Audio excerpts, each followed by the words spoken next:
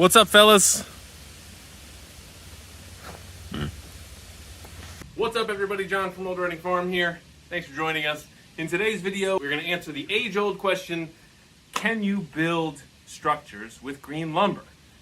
I know that might not be the sexiest video description for you, but I know for me, I spent hours and hours and days when we were looking at buying our sawmill to see if, in fact, you were able to build with green lumber. I was terrified about the wood shrinking and cracking and breaking, and I just couldn't find a real good answer. Because here's what you'll find when you go online. Actually, let me just ruin the video for you right now. Yes, you can absolutely build with green lumber.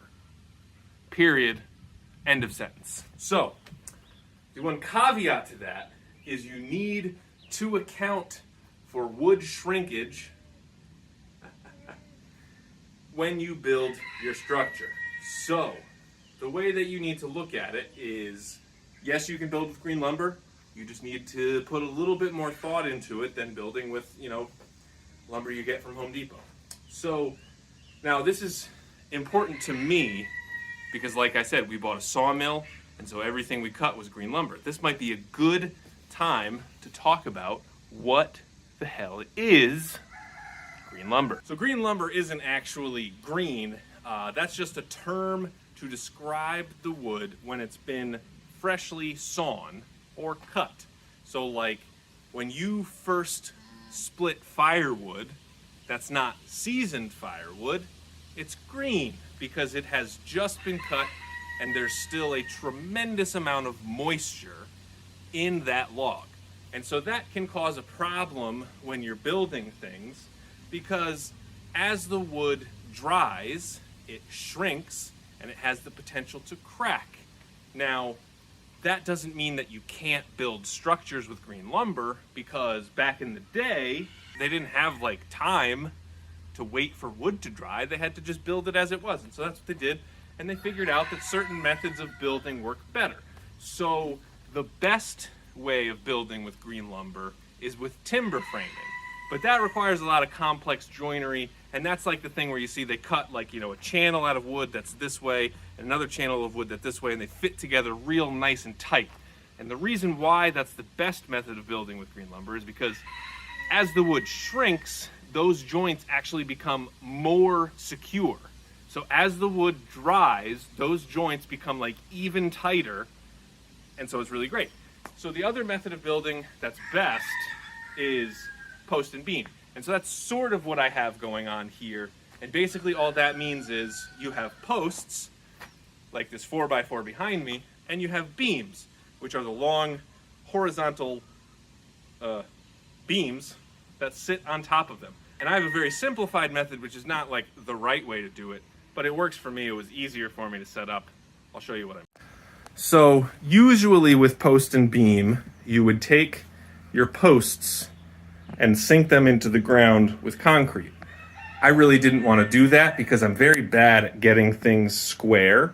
So I cut these, I think they're 4-inch thick, little supports for these, just so that way I could sort of build this wall and then, make sure it was square with this wall and with that wall. You'll also see on this one that I used smart siding on the outside, and that was mainly because this was the first structure I built with green lumber and Kat wanted it to look nice. So the issue that I had with this build was that, like I said, this was the first structure I've ever built, and as you can see, I needed some shims here that were pretty serious because I cut some of these rafters at 4 inches and some of them were a little bit shy of that. So I also tried to do actual widths. So when I say this is a 2x4, it's really 2 inches by 4 inches. And then I have, what do you call them? Strapping up top, and then that's how you get the metal roof to sit nicely. And then I just have some supports here going on and on. So anyway, I also have, these diagonal members to just make sure that this stays pretty straight. So, yeah. And so this has held up really well. I've had no problems with this. The only problem that I've had is that my roof is not quite long enough to cover this 2x4. So that gets wet and then it sort of drips down. You can see this is getting water damaged here. I am not that concerned about it, but I will fix it eventually by just putting a longer section of metal on the end there. Just need to find time for it, which is hard to do. Right, guys? These guys don't mind. Keeps them out of the weather when they need it, and works for them. All right, so now we're in our emu pen, where I'm going to check on our emu house, which is the second thing that I've ever built using green lumber. And this one, I was able to do a little bit better of a job. Now, this house we found was actually struck by lightning.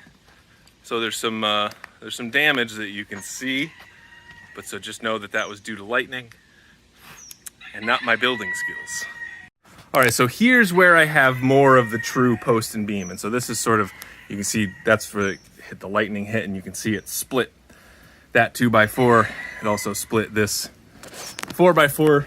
But so this is what I mean by post and beam. So you have this post here, and that's holding up this big, which is I think a 4x6 beam or a 4x8, something like that. Or it might be like 7 or something. But so you see, I have 2 posts holding up this one big beam. Then I have the rafters up there, same thing with the strapping. You can see there's still some water getting in here. And I posted a video and I was asking people what this was, and they thought that maybe this was due to the green lumber and that it was cracking because it was drying, but no, that is not the case. So when this lumber dries, and so this is a mix here of poplar, tulip poplar, and some must be spruce or something like that. So as this dries, you can see it will get some cracks like that, and even like this guy right here. But that's, I mean, it's whatever. It's no big deal. I mean, you go to Home Depot, you'll see wood with cracks too. Nothing, because they're all also going the same direction as the wood. So like if it cracks, it's still holding it together like this. If it cracked this way, where it would have the potential to break, I would be much more worried about it. But like you can see up there, I probably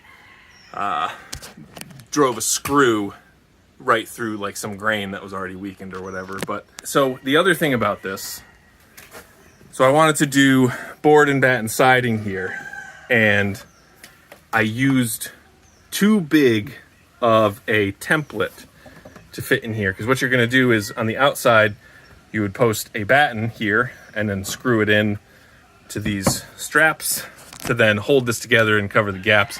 But I made the gaps a little bit too wide, so I'll need a wider batten to just make sure it fits. But the way that this works is you cover the gap so that as these shrink, there's only actually one screw holding these boards here.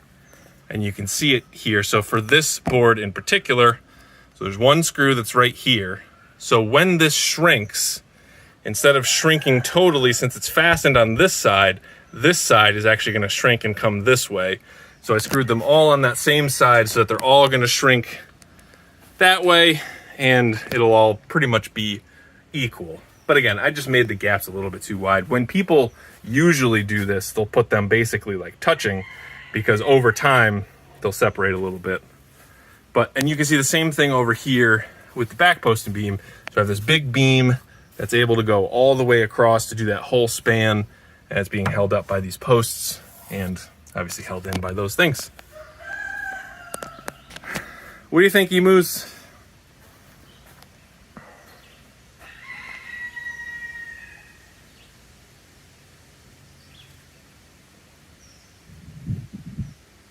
That's my finger. All right, so this is the last structure I'll go through, and this is one that I'm actually really proud of. I mean, I'm proud of basically everything, but so this one I think came out really well. So this is my chainsaw carving shed, and I apologize that it's so messy, but I was just in here carving. But so you can see with this one, I got this, basically it's all the same. And just with this one, I got windows and I got a huge, like 9-foot opening in here because I wanted to be able to take the tractor and bring in like a large log and stand it up without fear of hitting anything. And honestly, I could have made it a little bit taller because the very tip of the pallet forks sometimes get close. But anyway, so it's all the same sort of thing. And like I said, when you build, you just got to plan for it to shrink. So that's why doing things like post and beam construction work really, really well, and things like traditional stick framing don't, because when you build with stick framing, everything shrinks. And so when wood shrinks, it's not like the whole thing all the time. So like, let's see. So when you're looking at like one of these rafters, for instance, so this is not going to shrink that much this way. So it's not like this is going to become like, you know, an inch. It's more going to shrink. Is that right? Yeah, because I think the grain gets tighter. So like this grain comes together. And, you know, it's the same thing because there's just moisture in the wood. And so as the moisture escapes, you know, I don't really know exactly why they crack sometimes. I just know that it does.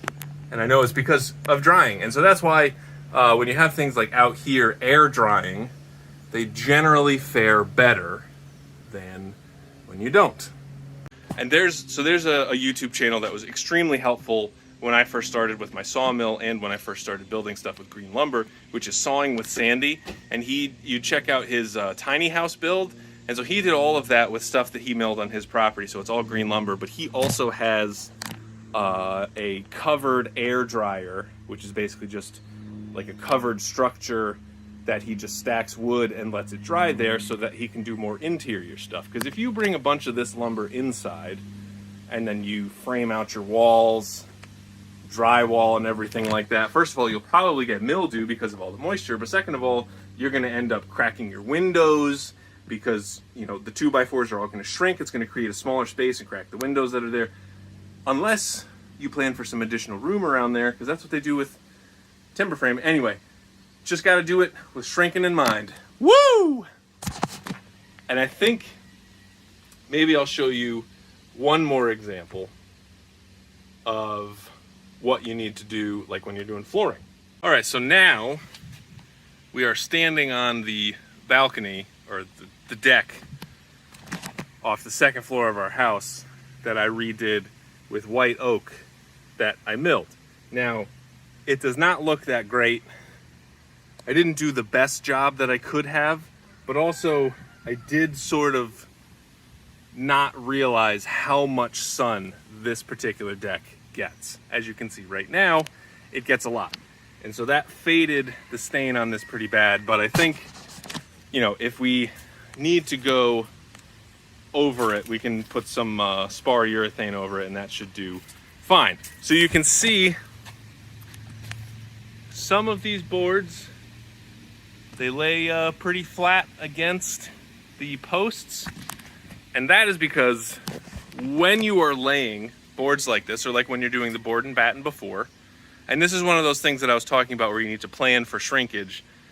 So when you put long boards down like this that are thin, you want to make sure that you put the bark side, meaning the side of the board that is on the bark side of the tree. So when you cut the tree, the side that was facing the outside of the tree, you want that to go down. Because what happens is, as this wood dries, it tends to pull away from the center of the wood. So if you imagine, you know, this is the tree. As it dries, it tends to open up like this. So if you have the heartwood side down, you will end up getting a board that cups, much like this one. So you can see here, that board is cupping pretty good. And the reason must be that I forgot to put this one bark side down, so that this is the side that is actually facing the bark of the tree. And so now it's cupping, whereas you can see the rest of them are pretty okay. Now they're not perfect because this is a John built deck and John doesn't build things perfectly. But everything else is working pretty good. And so the reason why you want to do that, especially with flooring, or if for some reason you're doing roofing, is bark side down, you get a crown, meaning you get the wood shapes like this, and then water runs off of it. If you do bark side up, you get a cup, and then water just sits in the middle and will rot out your wood. So that's pretty much it. You know, nothing crazy. So I hope this answers any questions that you might have. If you have any other questions about building with green lumber, feel free to shoot me an email, oldreadingfarm@gmail.com. Would love to hear from you. And you can also leave a comment down below and I'll try to answer them as best I can. Email is better if you have a real question though. And thanks very much for watching and I'll see you in the next one.